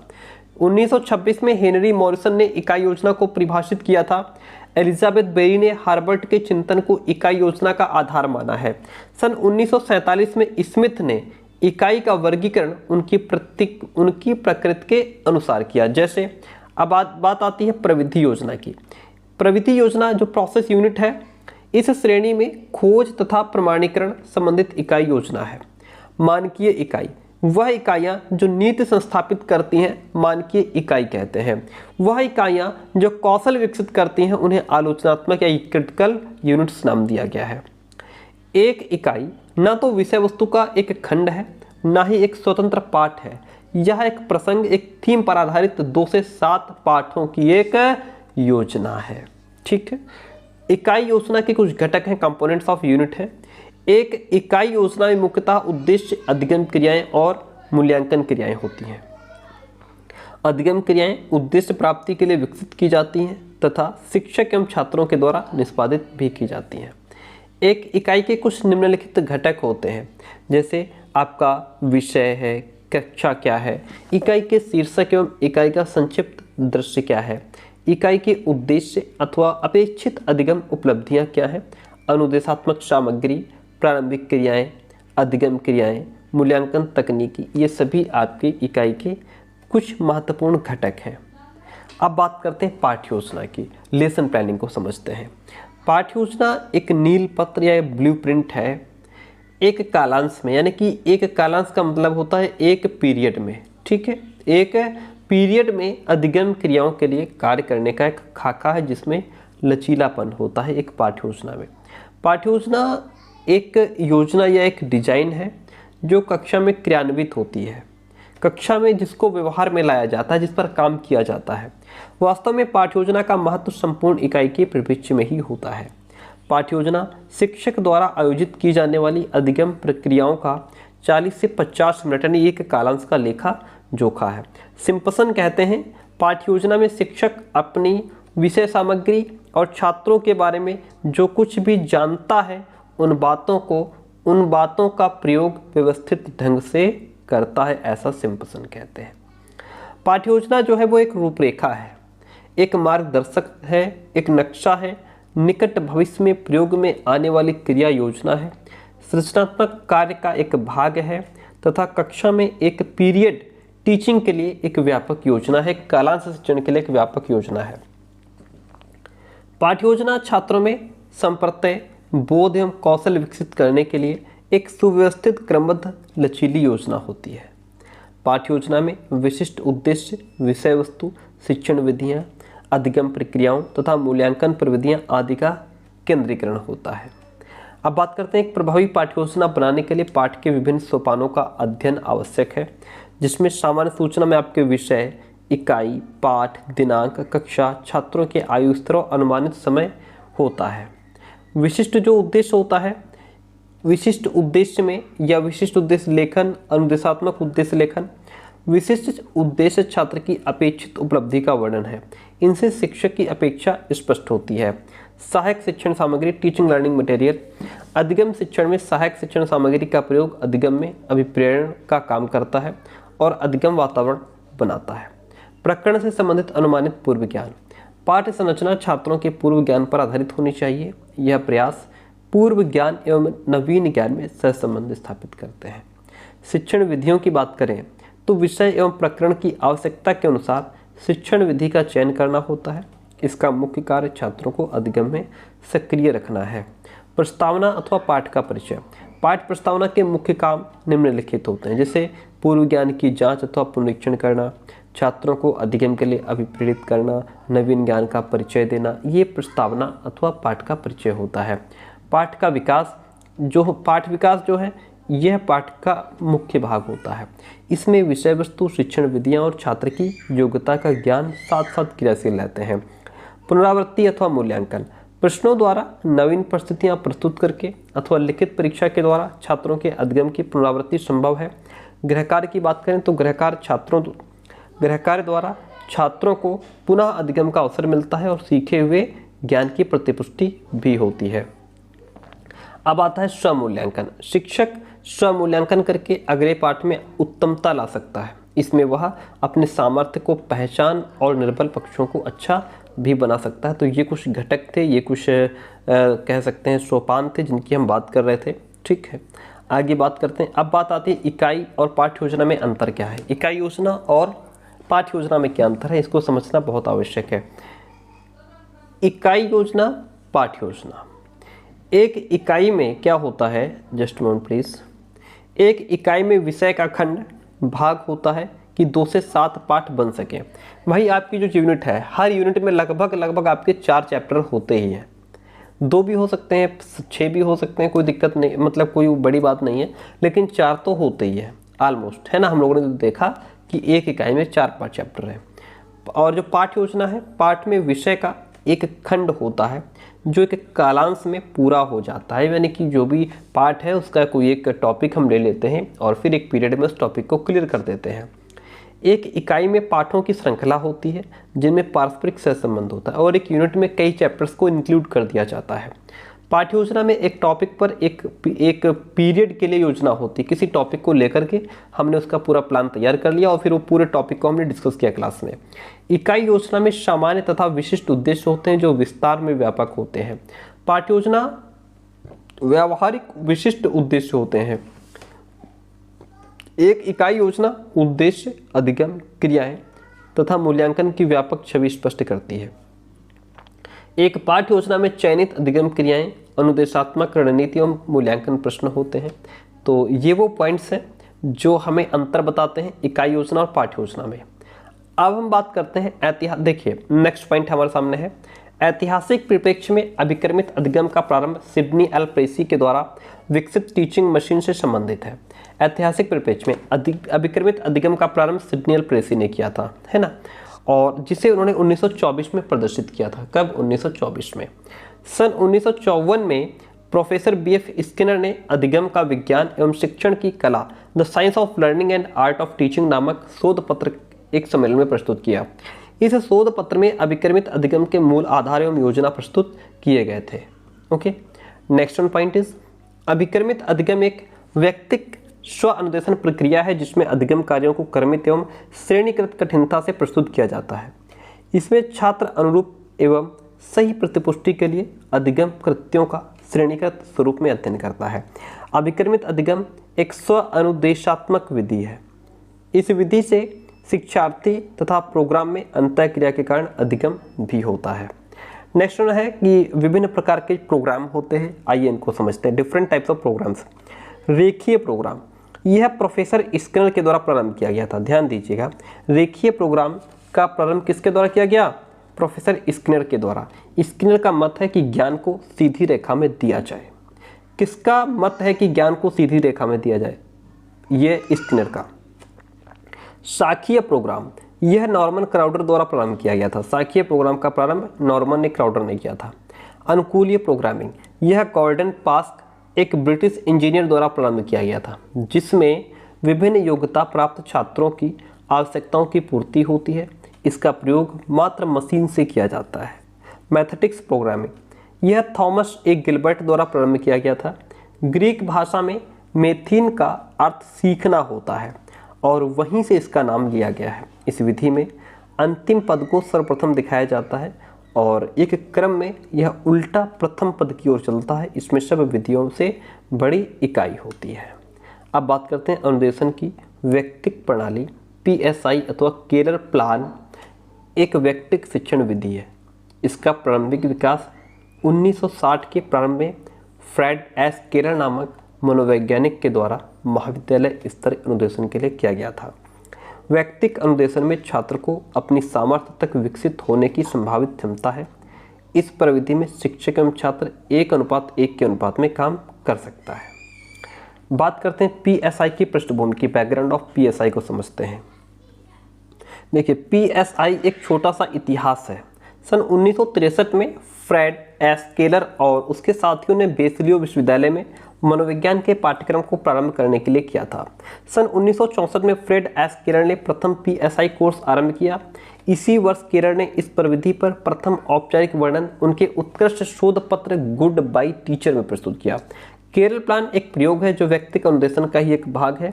इस विधि में विषय वस्तु को अनुदेशन इकाइयों में विभाजित किया जाता है, जिन्हें उद्देश्य समूह में विभाजित भी किया जाता है। अब जैसे इसमें आपका आता है व्यक्तिगत गति आधारित। इस विधि में छात्र स्वगति से अध्ययन करते हैं, जिसे व्यक्तिगत गति कहा जाता है। स्वामित्व अधिगम अनुकूल, इस विधि में छात्र एक इकाई पर मास्टरी प्राप्त करने पर आगामी इकाई प्रारंभ कर सकता है। इस प्रविधि में परीक्षा हेतु तैयारी पूर्व में ही कर ली जाती है। ट्यूटोरियल प्रणाली आधारित, वरिष्ठ छात्र नवीन छात्रों को समस्या समझने अथवा बोध के लिए सहायता करते हैं। वे लिप्त बिंदुओं को ढूंढने में भी सहायता करते हैं। कार्य की लघु इकाई और निर्देशित अध्ययन, PSI में कोर्स को छोटी इकाइयों अथवा प्रकरणों में विभाजित कर लिया जाता है। परंपरागत अनुदेशन तकनीक को संपूर्णता के लिए उपयोग में लाया जाता है। इसमें शिक्षक व्याख्यान विधि, प्रदर्शन, पाठ्यपुस्तक का प्रयोग आदि छात्रों की उत्प्रेरक के रूप में प्रयोग में लाया जाता है। अब बात करते हैं दल शिक्षण की, टीम टीचिंग या फिर समूह शिक्षण की। दल शिक्षण विधि द्वारा शिक्षकों का अधिकतम उपयोग संभव है, जिसमें शिक्षक भिन्न भिन्न कार्य अथवा भूमिका करता है। इस विधि में छात्रों का पुनः समूह बनाया जाता है, पुनः समय सारणी बनाई जाती है और शिक्षण स्थान को पुनः व्यवस्थित किया जाता है। दल शिक्षण का जो संप्रदाय है वो 1950 के अंतिम भाग में 1960 के आरंभ में प्रचलित किया गया था। नीचे JLR ट्रम्प के अनुसार एक स्टेटमेंट दिया गया है। ठीक है, अब बात करते हैं शिक्षण क्या है। देखिए, शिक्षण का अर्थ सूचना देना है अथवा किसी विषय के ज्ञान स्थानांतरण तथा किसी व्यक्ति को कार्य करने की विधि समझाना ही शिक्षण है। शिक्षण ज्ञान अथवा कौशल प्रदान करता है। इस क्रम में व्याख्यान को ज्ञान प्रदान करने की उपयुक्त विधि मानी जाती है। शिक्षण वह क्रिया अथवा प्रयास है जिससे अधिगम हो सके। शिक्षण द्वारा छात्रों में व्यवहार परिवर्तन की आशा की जाती है और यह शिक्षक एवं छात्रों में पारस्परिक अंतःक्रिया के द्वारा ही होता है। B.O. स्मिथ कहते हैं कि शिक्षण क्रियाओं की एक विधि है। क्या कहते हैं B.O. स्मिथ? शिक्षण क्रियाओं की एक विधि है जो सीखने की उत्सुकता जागृत करती है। हेमन कहते हैं शिक्षक तत्वों का गतिशील त्रय यानी ट्राइड है जिसमें शिक्षक, छात्र और विषय वस्तु सम्मिलित है। बिडल कहते हैं शिक्षण अंतः संबंध की श्रृंखला है जिसमें छात्र अपने संज्ञानात्मक और भावात्मक व्यवहार में परिवर्तन करते हैं। इंपॉर्टेंट पॉइंट्स लिखे हुए हैं। ठीक है, अब बात करते हैं सूक्ष्म अध्यापन की, माइक्रो टीचिंग की। सूक्ष्म अध्यापन जो है वह एक प्रयोगशालीय प्रशिक्षण विधि है। इस विधि में प्रशिक्षार्थी का काम शिक्षणकर्ताओं पर केंद्रित रहता है। शिक्षण से संबंधित जो भी काम है उन पर केंद्रित रहता है। ये प्रत्येक परीक्षार्थी को शिक्षण कौशल में कुशलता अर्जित कराने में सहायक होते हैं। सूक्ष्म अध्यापन में छात्र अध्यापक एक लघु पाठ्य योजना, छोटी पाठ्य योजना तैयार करता है। उसे छात्रों के छोटे दल को यानी 5 से 10 मिनट तक पढ़ाता है। इस शिक्षण प्रक्रिया में वह किसी एक चयनित प्रशिक्षण कौशल का बार बार प्रयोग करके अभ्यास करता है, यानी कि जो उसमें जो है किसी एक कौशल का विकास किया जाता है। इस प्रकार के अभ्यास में एक शिक्षण कौशल का चयन करना महत्वपूर्ण है, जैसे व्याख्यान देना, किस तरीके से व्याख्यान देना है, प्रश्न पूछना, फीडबैक करना है ना, मौन और मौखिक संकेत देना। सूक्ष्म शिक्षण का विकास का प्रथम प्रयास स्टैनफोर्ड विश्वविद्यालय में 1963 में एलन ब्रूस मैकडॉनल्ड के प्रयासों के द्वारा हुआ, जिन्होंने शिक्षक प्रशिक्षण में इसका प्रयोग किया। ओके, आगे बात करते हैं। आप यहाँ पे पॉइंट को ध्यान रखेंगे कि जो सूक्ष्म शिक्षण है इसका आविष्कार 1963 में हुआ एंड किसने किया? इसको जो है कि W. एलन ने किया था। किसने? एलन ने किया था। ओके, इतना ध्यान रखिए। सूक्ष्म अध्यापन एक अनुक्रम अवरोही प्रक्रिया है। यह एक प्रायोगिक प्रशिक्षण प्रविधि है। सूक्ष्म अध्यापन कठोर नियंत्रण की आवश्यकता के नियम पर आधारित है। ओके, अध्यापन अभ्यास के मूल्यांकन का तात्पर्य वस्तुनिष्ठ प्रतिपुष्टि है। यह उपयुक्त मूल्यांकन साधन पर निर्भर करता है जो पढ़ाए गए अध्यापन कौशल का सही मूल्यांकन कर सके। अब चैप्टर 6 से हमारा भौतिक विज्ञान में पाठचर्या सुधार की बात करते हैं। Curriculum reform in physical education. देखिए, पाठचर्या किसी भी देश समाज के शैक्षिक, सांस्कृतिक तथा सामाजिक पक्षों का दर्पण है जिससे छात्रों की शारीरिक, शैक्षिक, मानसिक एवं सृजनात्मक योग्यताओं को विकसित करने का अवसर मिलता है। पाठचर्या एक अनवरत चलने वाली गतिशील विकासात्मक प्रक्रिया है जिसके द्वारा निर्धारित शैक्षिक उद्देश्यों की प्राप्ति संभव है। पाठचर्या शब्द 2 शब्दों से मिलकर के बना है, पाठ और चर्या। पाठ्य का अर्थ होता है पढ़ने योग्य अथवा पढ़ाने योग्य। चर्या का अर्थ होता है नियम पूर्वक अनुसरण करना। इस प्रकार पाठचर्या का अर्थ हुआ पढ़ने योग्य या सीखने योग्य अथवा पढ़ाने योग्य या सिखाने योग्य विषय वस्तु और क्रियाओं का नियम पूर्वक अनुसरण करना आपका पाठचर्या के अंतर्गत आता है। पाठचर्या के लिए अंग्रेजी में कैरिकुलम शब्द का प्रयोग किया जाता है। यह शब्द लैटिन भाषा के क्यूरेरे से बना हुआ है जिसका अर्थ होता है रनवे यानी कि रेस कोर्स अर्थात दौड़ का रास्ता, दौड़ का क्षेत्र अर्थात किसी निश्चित लक्ष्य तक पहुंचने के लिए मार्ग पर दौड़ना, या ऐसे भी कह सकते हैं कि curriculum means a course to be run for reaching a certain goal. इस प्रकार शाब्दिक अर्थ में पाठचर्या छात्रों के लिए दौड़ का रास्ता या दौड़ के मैदान के समान है जिस पर चलते हुए छात्र अपने वांछित उद्देश्यों को पूरा करता है। पाठचर्या का अर्थ इस संदर्भ में लिया गया है कि एक अनुभवी राही अर्थात शिक्षक छात्र के नवीन मार्ग को तय करने में सहायक हो। इसलिए पाठचर्या वह एक राह है जो छात्र द्वारा उद्देश्यों की प्राप्ति के लिए पूरी की जाती है। विद्यालय के मार्गदर्शन में जो समस्त अनुभव छात्र को प्राप्त होते हैं उन्हें पाठचर्या कहते हैं। अधिगम के लिए नियोजन ही पाठचर्या है, ऐसा टेबा कहते हैं। पाठचर्या अपेक्षित उपलब्धियों को व्यक्त करती है, यह उपलब्धि प्राप्ति के साधन है। अपेक्षित अधिगम उपलब्धियों को लक्ष्य, ध्येय एवं उद्देश्यों में व्यक्त किया जाता है। पाठचर्या समस्त नियोजित अधिगम अनुभवों का समूह है जिसे छात्र अधिगम प्रक्रिया के रूप में प्रकट करते हैं और इसका विद्यालय द्वारा संचालित एवं निर्देशित भी किया जाता है। पाठचर्या संगठन के कुछ सिद्धांत हैं, आइए इनको समझते हैं।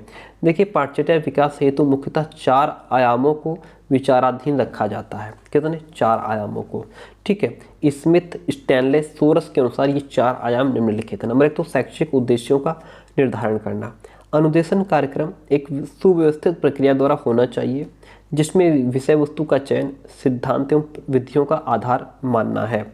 पाठ्यचर्या संगठन का प्रारूप चयन करना और पाठ्यक्रम में परिवर्तन विधि का चयन करना, ये 4 आयाम हैं स्मिथ, स्टैनले और सोरस के अनुसार पाठ्यचर्या संगठन के। पाठ्यचर्या प्रबंधन एक तकनीकी प्रविधि है जिससे अनेक तथ्य, कॉन्सेप्ट्स आदि का चयन छात्रों के लिए किया जाता है। अब पहला पॉइंट है हमारा छात्र आवश्यकताओं का सिद्धांत। देखिए, एक उत्तम पाठ्यचर्या छात्रों को अलग अलग यानी विविध ज्ञान, क्रियाएं, मूल्यों का विकास करने में सहायक होती है। विद्यालय स्तर पर छात्रों को भाषा, गणित, सामाजिक ज्ञान, विज्ञान, कार्यानुभव जैसे विषयों का अवबोधन आवश्यक है जो व्यक्तिगत विकास के साथ साथ सामाजिक आवश्यकताओं की पूर्ति भी करता है। औचित्य का साधन। पाठ्यचर्या छात्र की विशिष्ट आयु स्तर की आवश्यकताओं की पूर्ति करते हुए छात्रों की आवश्यकताओं, आकांक्षाओं की पूर्ति कर सके। लचीलेपन का सिद्धांत। पाठ्यचर्या में लचीलापन विद्यालय, छात्र एवं शिक्षक को स्वतंत्रता प्रदान करता है। विषयों की विविधता, शिक्षक की शिक्षण विधियों की स्वतंत्रता तथा छात्रों की रुचि, आवश्यकतानुसार सीखने की स्वतंत्रता प्रदान करता है। लचीलेपन का सिद्धांत। उपयोगिता का सिद्धांत। छात्र अपनी कक्षा तथा योग्यता के अनुसार ज्ञान, कौशल, अभिवृत्ति का विकास कर सके। पाठ्यचर्या जीवन संबंधित समस्याओं को हल करने और उच्च ज्ञान के लिए आधार बनने का अवसर देता है। विविधता का सिद्धांत। छात्र समूह में विविध रुचि, योग्यता तथा आवश्यकता वाले छात्र होते हैं। प्रत्येक छात्र की शैक्षिक आवश्यकताओं की पूर्ति के लिए पाठ्यचर्या में अनेक विषय होना आवश्यक हो जाता है। रचनात्मक एवं सृजनात्मक योग्यताओं का विकास का सिद्धांत। सृजनात्मक छात्रों को वह अधिगम अनुभव आवश्यक है जो उसे अपनी योग्यताओं को विकसित करने में सहायक हो। इसलिए पाठ्यचर्या में इस प्रकार की अधिगम क्रियाओं का समावेश होना भी परम आवश्यक है। पाठ्यचर्या किसी भी देश की शैक्षिक, सामाजिक एवं बौद्धिक आवश्यकताओं की पूर्ति की रूपरेखा है जो विद्यालयों द्वारा पूर्व निर्देशित उद्देश्यों की पूर्ति करता है। पाठ्यचर्या गतिशील एवं निरंतरता लिए हुए छात्रों में मानसिक, बौद्धिक और भौतिक विकास का साधन है। पाठ्यचर्या प्रविधि में पाठ्यचर्या विकास एवं कार्यान्वयन आते हैं। पाठ्यचर्या विकास अनेक सिद्धांतों पर निर्भर है और प्रबंधन के समय छात्र की आवश्यकताओं, योग्यता, रुचियों, विविधता का ध्यान रखना चाहिए। पाठ्यचर्या में लचीलापन भी परम आवश्यक है। सन 1953-54 में कोलंबिया विश्वविद्यालय न्यूयॉर्क में मेन पावर प्रोजेक्ट प्रारंभ किया गया। इसका मुख्य उद्देश्य विद्यालयी विज्ञान शिक्षण में उन्नयन करना था। सन 1956 में MIT मैसाचुसेट्स में विद्यालय स्तर की भौतिक विज्ञान शिक्षण में सुधार के लिए physical science study committee project PSSC project प्रारंभ किया गया। 4 अक्टूबर 1957 को रूस का प्रथम स्पुतनिक अंतरिक्ष में छोड़ा गया। हार्वर्ड प्रोजेक्ट फिजिक्स SPP सन 1964 में अमेरिका में प्रारंभ किया गया था जिसे बाद में प्रोजेक्ट फिजिक्स के नाम से जाना गया। इस प्रोजेक्ट के द्वारा मानववादी पक्ष एवं भौतिक विज्ञान के महत्व के द्वारा छात्रों में भौतिकी को आकर्षक बनाना था। ठीक है, अब बात करते हैं भारतवर्ष में विज्ञान शिक्षण, साइंस एजुकेशन इन इंडिया की बात करते हैं। भारतवर्ष में आधुनिक शिक्षा प्रणाली का प्रारंभ ब्रिटिश काल में प्रारंभ हुआ था। इस काल में विज्ञान का अध्ययन पाठ्यचर्या में सम्मिलित किया गया। विशिष्टतया वुड्स डिस्पैच को आधुनिक शिक्षा का प्रारंभ माना गया है और इसमें विज्ञान, दर्शन और पाश्चात्य साहित्य के अध्ययन पर भी बल दिया गया है। सन 1956 में माध्यमिक शिक्षा के लिए अखिल भारतीय परिषद ने तारादेवी शिमला में विज्ञान शिक्षण पर एक सेमिनार आयोजित किया जिसमें विज्ञान शिक्षण पर बल दिया गया। आइए बात करते हैं चैप्टर 7 की। यहाँ पे हम लोग समझेंगे श्रव्य दृश्य सहायक सामग्री का अर्थ क्या है। देखिए, श्रव्य दृश्य सहायक सामग्री जो है 3 प्रकार की होती है। एक तो श्रव्य सामग्री, दूसरी दृश्य सामग्री, तीसरी श्रव्य दृश्य सामग्री। श्रव्य सामग्री वो होती है जिसमें हम सिर्फ सुन सकते हैं। दृश्य सामग्री वो होती है जिसमें हम देख सकते हैं। दृश्य श्रव्य सामग्री वो होती है जिसमें हम सुन भी सकते हैं, देख भी सकते हैं, जैसे आपकी टेलीविज़न। ठीक है, शिक्षण सहायक सामग्री वो सामग्री है जो शिक्षण को प्रभावी और अधिगम को गहन बनाती है। शिक्षण सहायक सामग्री वो सामग्री है जो शिक्षक की सहायक और अधिगम उत्प्रेरक है। शिक्षण सहायक सामग्री वो अधिगम क्षेत्र है जो स्व अधिगम को सफल बनाने के साथ साथ छात्र को अधिगम हेतु सक्रिय भी बनाते हैं। शिक्षण सहायक सामग्री वह अनुदेशात्मक सामग्री है जो अनुदेशन को प्रभावी बनाते हैं। सहायक सामग्री का प्रयोग छात्र सक्रियता पर आधारित है और यह अधिगम को रुचिकर बनाता है। सहायक सामग्री कॉन्सेप्ट्स को क्रिएट करने में सहायक होता है और छात्रों की अनेक ज्ञानेंद्रियों को एक साथ काम करने में सहायता करता है। यह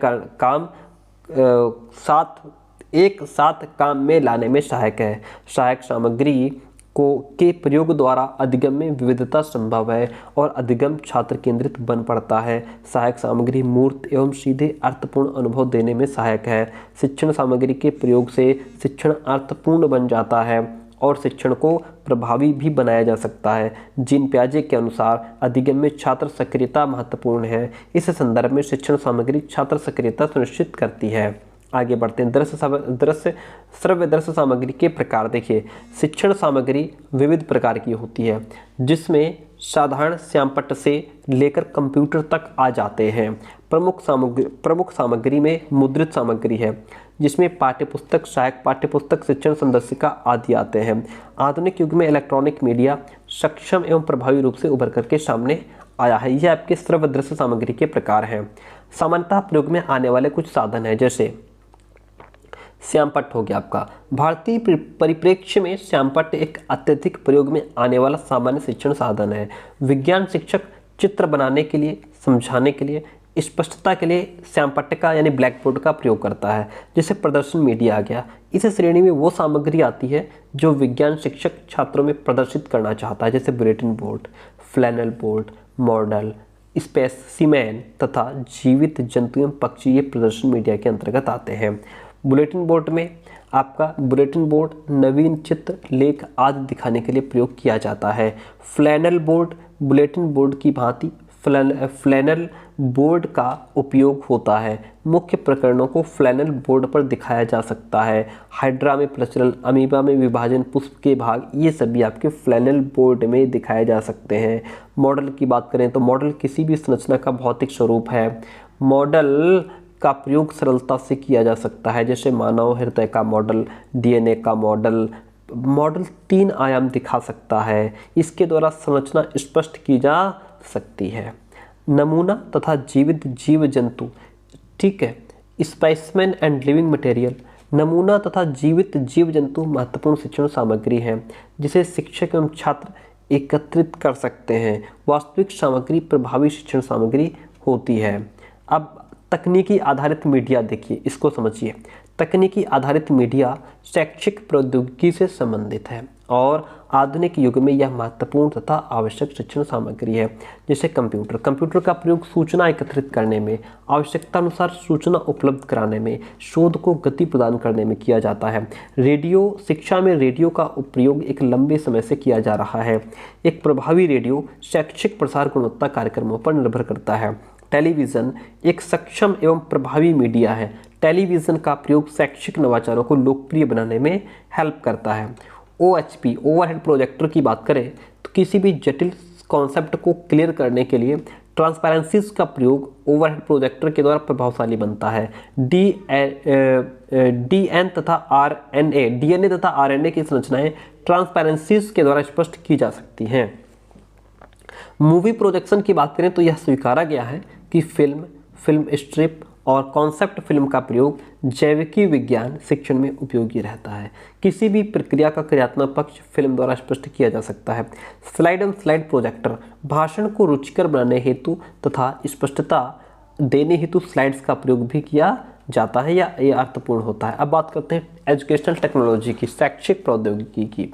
ठीक है, ये जो टॉपिक्स होते हैं ये आपके सभी टीचिंग सब्जेक्ट्स में कॉमन है, ठीक है ना। ये आपका जैसे आपके पास मैथमेटिक्स भी होगी और आपके पास फिजिकल साइंस भी हो सकती है, दोनों में पूछा जा सकता है। शैक्षिक प्रौद्योगिकी प्रकृति से बहुआयामी है। जो शैक्षिक प्रौद्योगिकी है, एजुकेशनल टेक्नोलॉजी है, प्रकृति से बहुआयामी है।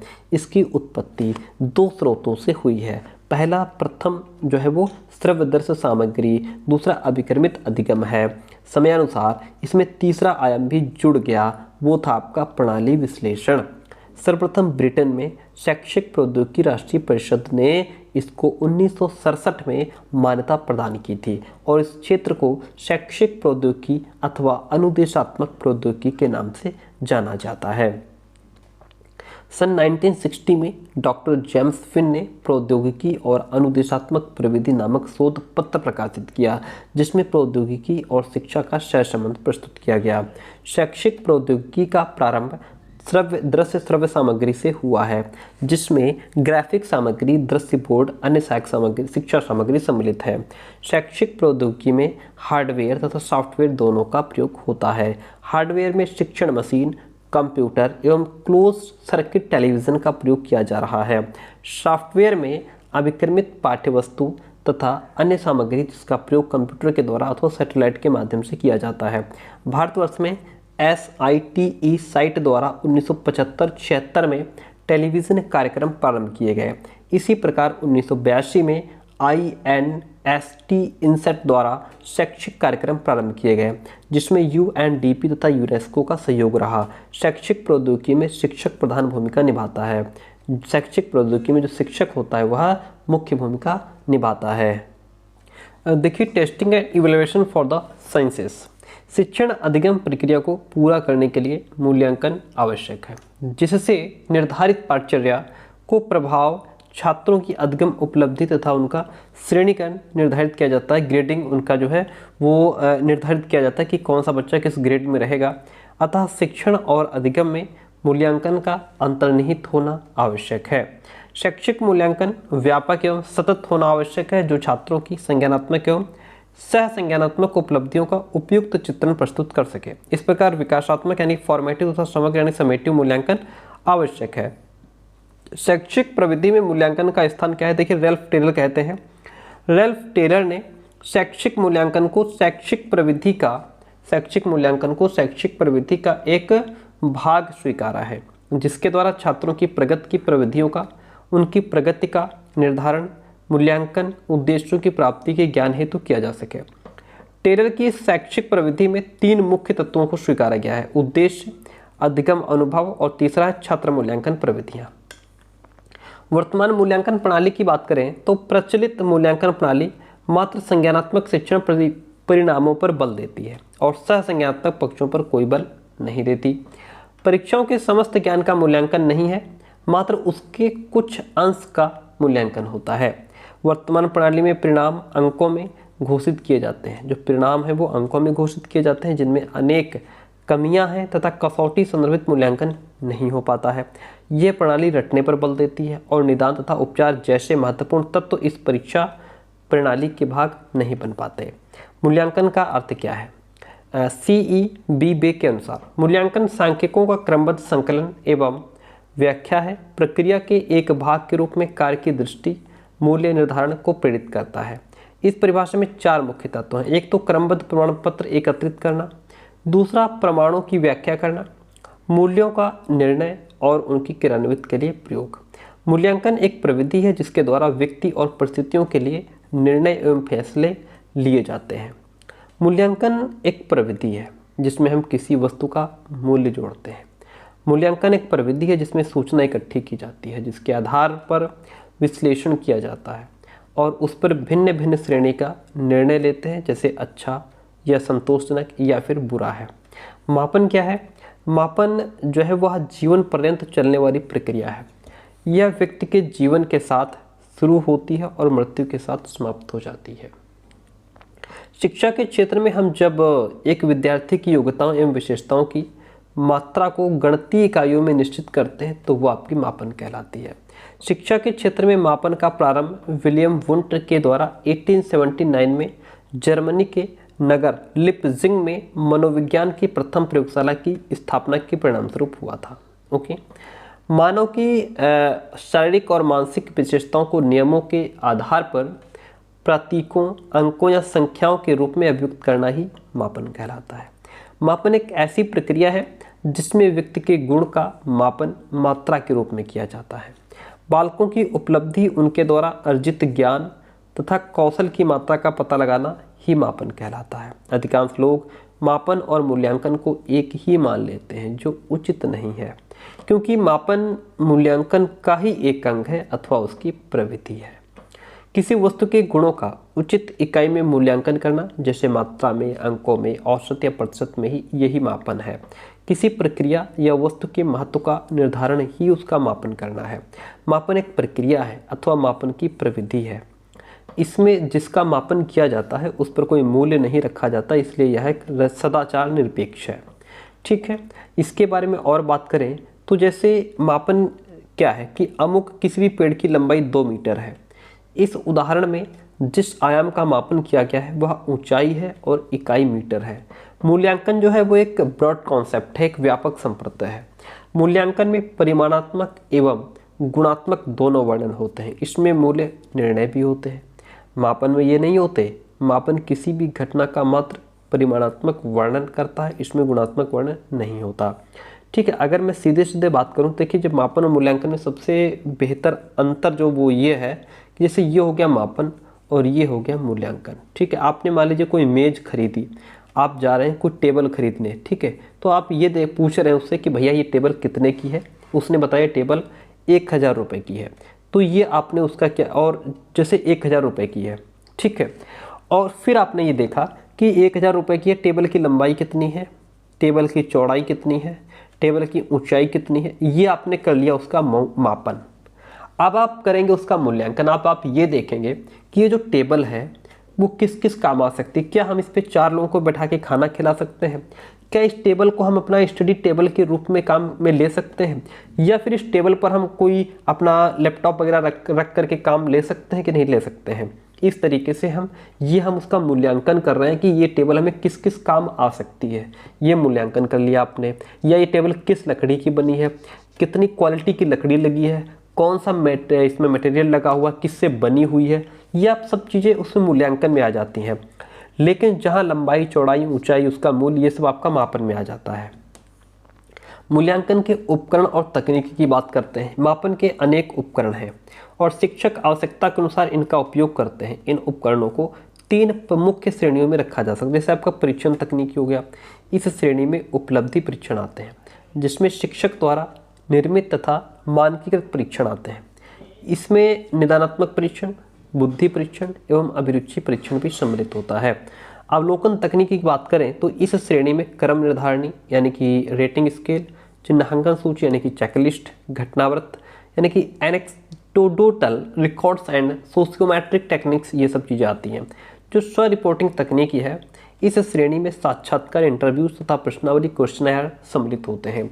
विकासात्मक एवं समग्र मूल्यांकन विचारों का प्रयोग सबसे पहले स्क्रीवेन द्वारा 1967 में किया गया था। इनका प्रयोग मात्र पाठचर्या मूल्यांकन के लिए किया जाता था।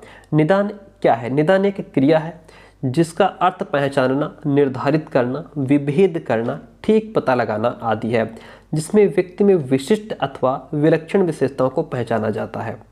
निदान का अर्थ है किसी जीव की प्रकृति अथवा विशेषताओं के वर्णन अथवा परीक्षण की प्रविधि। अब श्रेणीकरण क्या है? श्रेणीकरण को समझते हैं। देखिए ग्रेड, श्रेणीकरण को इंग्लिश में क्या कहते हैं भाई? ग्रेड कहते हैं। ठीक है, ग्रेड शब्द का जो प्रादुर्भाव है वो ग्रेड शब्द से हुआ है, जिसका अर्थ होता है पद या कोई स्टेप। श्रेणीकरण एक प्रविधि है जिसमें व्यक्ति का वर्गीकरण पूर्व निर्धारित मानकों के आधार पर किया जाता है। शिक्षा में छात्रों की उपलब्धि का मापन इस विधि से किया जाता है और इसमें स्पष्ट संकेत द्वारा छात्र, अभिभावक, शिक्षक आदि को छात्रों की उपलब्धि स्पष्ट की जाती है। मूल्यांकन क्या है? देखिए मूल्यांकन एक सतत प्रक्रिया है। मूल्यांकन और मापन को हमने ठीक से समझ लिया है। चलिए आगे बात करते हैं चैप्टर 9 के शिक्षण अधिगम में नियोजन का अपना महत्व। शिक्षण अधिगम से रिलेटेड क्वेश्चन पूछ ले तो आप बताएंगे, क्या बताएंगे? अगर पूछता है तो इसमें नियोजन का अपना महत्व है। एक शिक्षक समस्त पाठ्यक्रम अथवा एक इकाई और पाठ के लिए नियोजन करता है। इकाई और पाठ नियोजन द्वारा शिक्षक अनुदेशक के लिए निर्देशन प्राप्त करता है और समय की सीमा से अपना काम पूरा कर सकता है। शिक्षण अधिगम प्रभावी बनाने के लिए और छात्रों की आवश्यकताओं को पूरा करने के लिए शिक्षक स्वीकृत अधिगम सिद्धांतों को आधार मान करके उसका नियोजन करता है। वर्तमान में प्रतिदिन शिक्षण अधिगम के लिए 3 अधिगम प्रतिमान अधिक प्रचलित हैं, जैसे व्यवहारवादी सिद्धांत, संज्ञानात्मक अधिगम सिद्धांत और निर्मितवादी अधिगम सिद्धांत। नियोजन का अर्थ क्या है? नियोजन एक प्रणालीबद्ध प्रविधि है जिसमें उद्देश्य परिभाषित किए जाते हैं। आवश्यकता के अनुसार विषय वस्तु का चयन किया जाता है। सीखने के लिए आवश्यक क्रियाओं का चयन और अनुभव बनाए जाते हैं।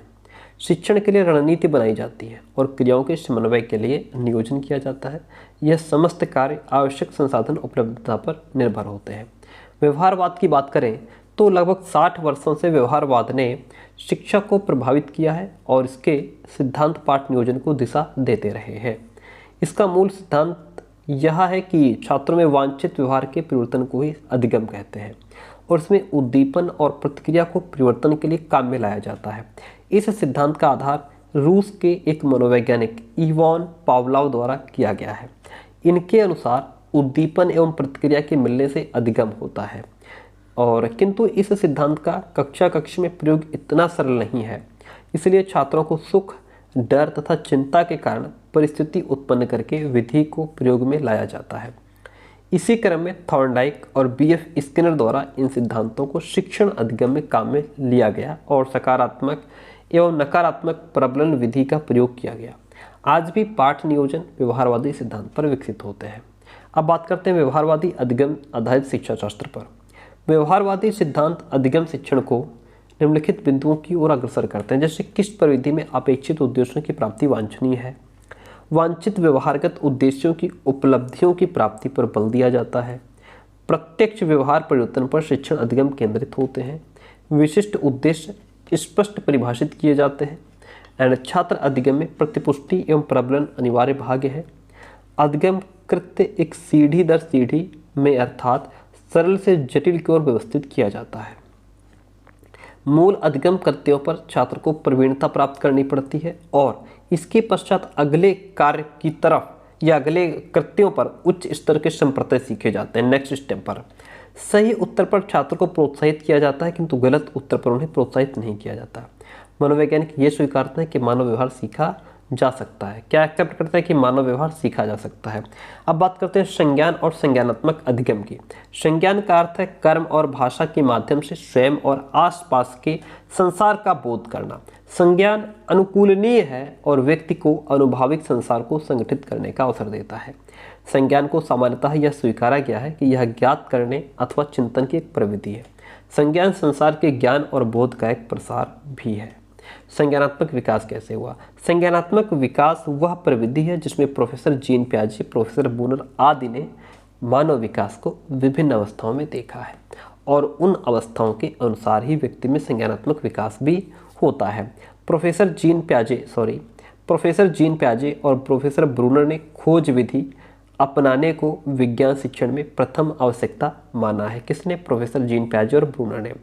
जीन प्याजे के अनुसार संज्ञानात्मक विकास असतत अवस्थाओं में होता है तथा प्रत्येक अवस्था व्यक्ति में एक प्रकार की संज्ञानात्मक संरचना दिखाती है। संज्ञानात्मक संरचना व्यक्ति को जानने का दूसरा नाम है।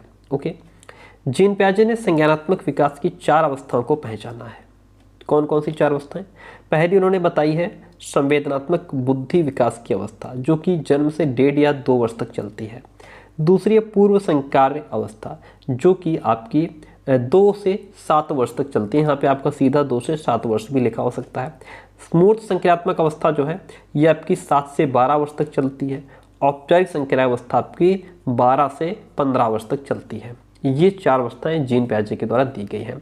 अब आपका चैप्टर 10 आता है जिसमें बात करें क्रियात्मक अनुसंधान की। यहाँ से रिलेटेड क्वेश्चंस पूछे जाते हैं।